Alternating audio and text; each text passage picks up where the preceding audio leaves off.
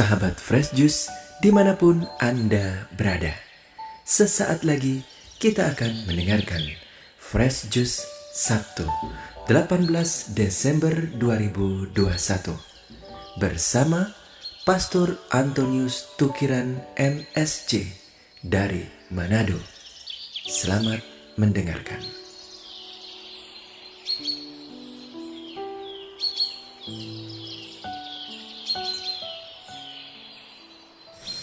Selamat jumpa dan salam sehat para sahabat Fresh Juice.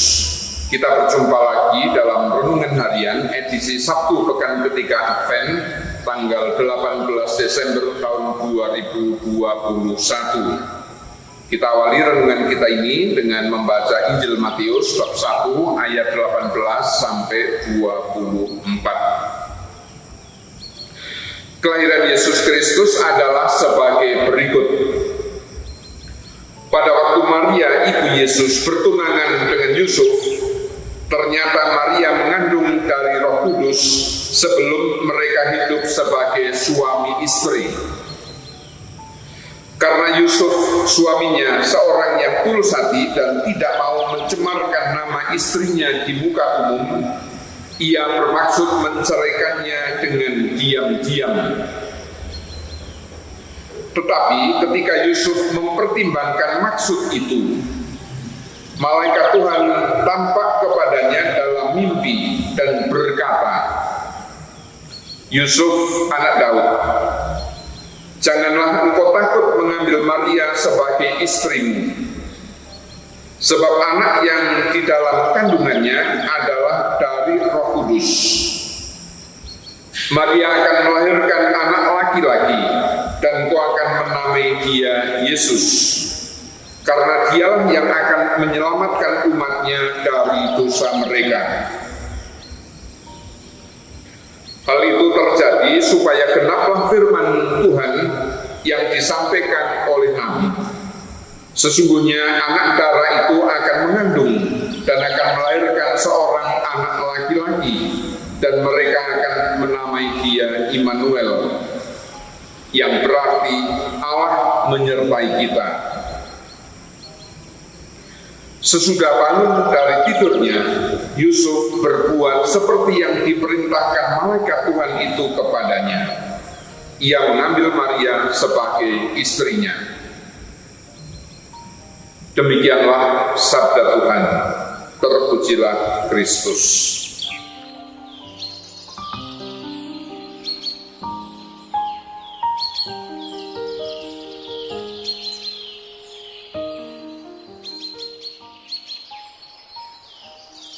Saudara-saudari yang terkasih,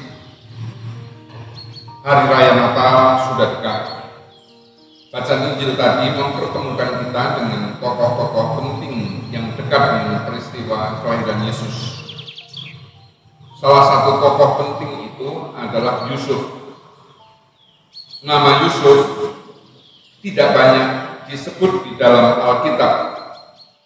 Ketika namanya muncul, Alkitab tidak mencatat apa yang dikatakan oleh Yusuf. Ia memang tidak banyak berkata-kata, tetapi sikap dan tindakannya turut menentukan jalannya sejarah keselamatan. Ketika Yusuf mengetahui bahwa Maria, tunangannya, sudah mengandung sebelum mereka hidup sebagai suami istri, bagaimanakah perasaannya? Kita bisa membayangkan seandainya kita berada dalam posisi Yusuf. Tentu perasaannya gundah dan pikirannya berkecamuk. Di satu pihak, berat menerima kenyataan itu dan melanjutkan hubungannya dengan Maria. Tetapi di lain pihak, ia tidak mau mempermalukan Maria. Ia tidak mau mencemarkan nama istrinya di muka umum. Demikian Alkitab mencatatnya. Tidak mudah mengambil keputusan dalam masalah itu. Terbersitlah keinginannya untuk memutuskan hubungannya dengan Maria secara diam-diam. Mungkin Yusuf berpikir, Dengan cara seperti itu, barangkali Maria dapat menikah dengan lelaki yang telah membuatnya hamil. Tampaknya itulah cara yang baik sebagai win-win solution. Inilah jalan iman yang dihayati dengan ikhlas dan rela oleh Yusuf. Tetapi ketika diberitahu oleh malaikat Tuhan bahwa Maria mengandung dari Roh Kudus, Yusuf tidak berpikir panjang. Dia mengambil keputusan yang jelas dan tegas, membatalkan niatnya untuk memutuskan hubungannya dengan Maria. Tanpa tawar-menawar, Yusuf mengambil Maria sebagai istrinya. Dia menerima itu sebagai penugasan dari Allah, sebagai sebuah kehormatan yang harus dijalaninya dengan penuh rasa tanggung jawab. Itulah wujud kepatuhan Yusuf kepada Allah. Dengan patuh kepada Allah dan tanpa banyak berkata-kata, Yusuf ikut ambil bagian dalam sejarah dan karya keselamatan Allah bagi umat manusia, dan benar-benar menjadi seorang pelayan keselamatan. Demikian dikatakan oleh Paus Yohanes Paulus II. Jalan spiritual Yusuf bukanlah jalan yang menjelaskan, tetapi jalan menerima. Dia tidak menjelaskan peristiwanya, tetapi menerima kenyataan. Dia tidak pasrah secara pasif, tetapi sebaliknya dengan berani dan tegas proaktif. Dengan pertolongan Roh Kudus dan harapannya yang kuat, dia mampu menerima hidup apa adanya. Sekalipun mungkin ada pertentangan dalam hatinya, ada rasa frustrasi dan rasa kecewa, tetapi Yusuf menerimanya. Dalam kisah Yusuf, seolah-olah Allah mengatakan kepada kita, jangan takut. Karena iman memberi makna pada setiap peristiwa, entah peristiwa sedih, entah peristiwa gembira. Yusuf tidak mencari jalan pintas, tetapi menghadapi kenyataan dengan mata terbuka dan secara pribadi bertanggung jawab terhadap kenyataan itu. Dari Yusuf kita bisa belajar banyak hal. 3 di antaranya ialah sebagai berikut. Pertama, hidup tidak selalu mulus sebagaimana kita inginkan dan kita rencanakan. Kita perlu dengan tenang menghadapinya, mencari kehendak Allah di balik peristiwa-peristiwa hidup kita, baik suka maupun duka.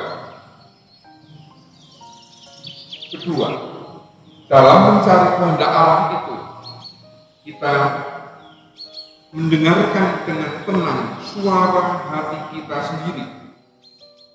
Bila hati dan pikiran kita tidak tenang, kita tidak akan menemukan kehendak Allah, dan bisa jadi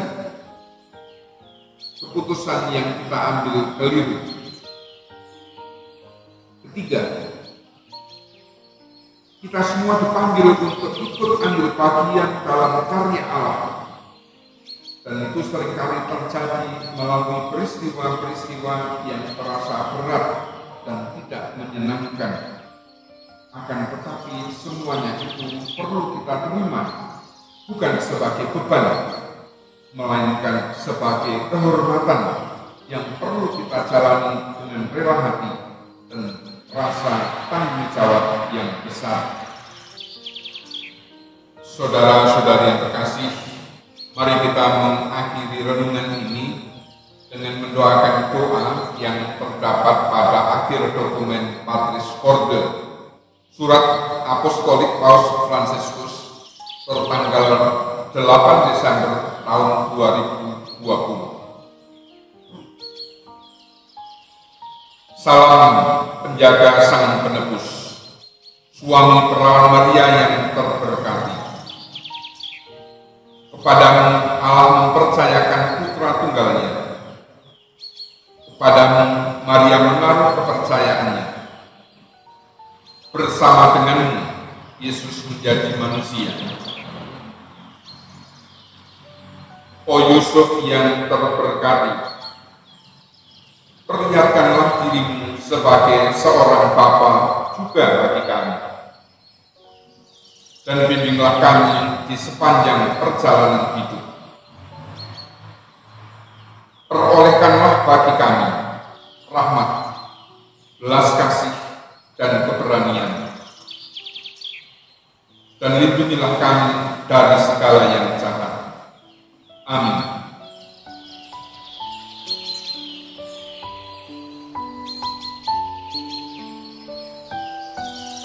Sahabat Fresh Juice, kita baru saja mendengarkan Fresh Juice Sabtu 18 Desember 2021. Saya Yofi Setiawan beserta segenap tim Fresh Juice mengucapkan terima kasih kepada Pastor Antonius Tukiran untuk renungannya pada hari ini. Sampai berjumpa kembali dalam Fresh Juice edisi selanjutnya.